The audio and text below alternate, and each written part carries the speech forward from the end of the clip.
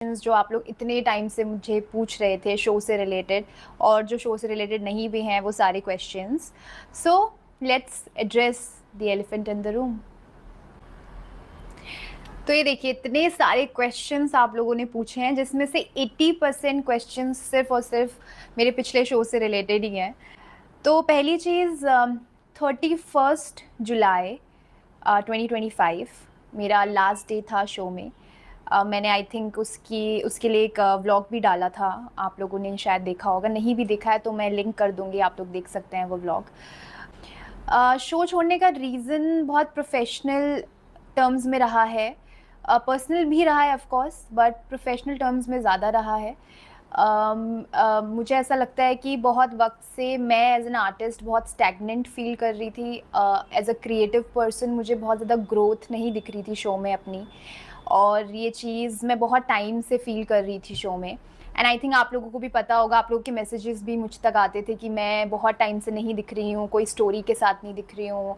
बहुत लोग मुझे बोलते थे कि दीदी आप क्या आपने सच में शो छोड़ दिया, क्योंकि बीच में भी बहुत लोगों को ये लगता था कि मैंने शो छोड़ दिया है। तो स्क्रीन टाइम बहुत कम था मेरे कैरेक्टर का, इवन दो मेरे कैरेक्टर को बहुत बहुत प्यार किया है आप लोगों ने, बहुत ज़्यादा सराहा है मेरे कैरेक्टर को। तो उसके लिए मैं इमेंसली ग्रेटफुल हूँ कि आप लोगों ने इतना प्यार दिया जूही को। लेकिन वही होता है कि हर एक चीज़ जो शुरू होती है वो ख़त्म भी होती है। अगर किसी चीज़ की जर्नी शुरू हो रही है तो वो अपने एंड रिज़ल्ट तक भी पहुंचती है। तो मुझे ऐसा लगा था कि मेरा वो एंड पीक आ गया था शो में। Whatever you are doing, I think growth सबके लिए इक्वली इम्पॉर्टेंट है, and it's very important for everybody.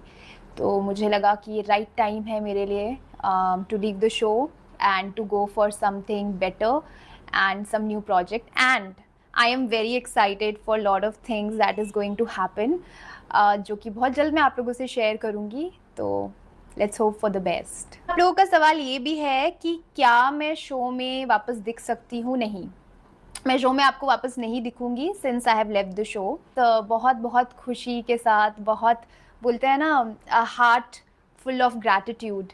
तो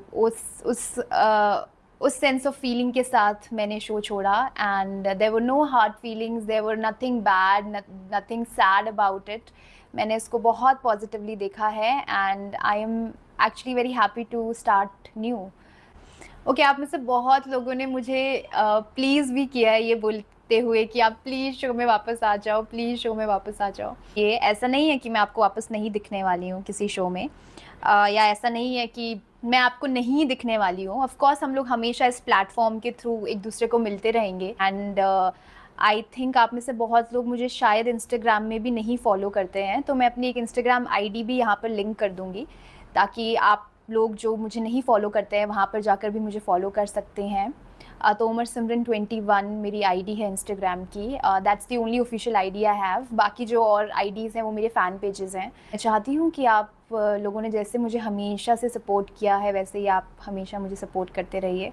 टच वुड कि आप लोगों ने ना ही सिर्फ जूही से कनेक्ट किया है, बट सिमरन से भी आप लोगों ने उतना ही कनेक्ट किया है, और सिमरन को भी आप लोगों ने उतना ही प्यार दिया है और दे रहे हैं।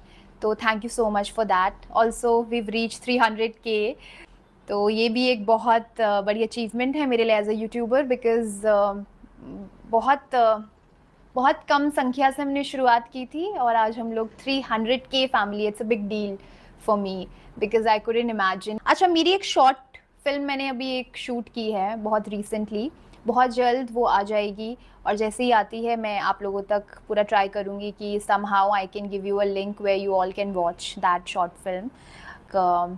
प्यारा सा प्रोजेक्ट है, it's a small project but it's a very very dear project to all of us.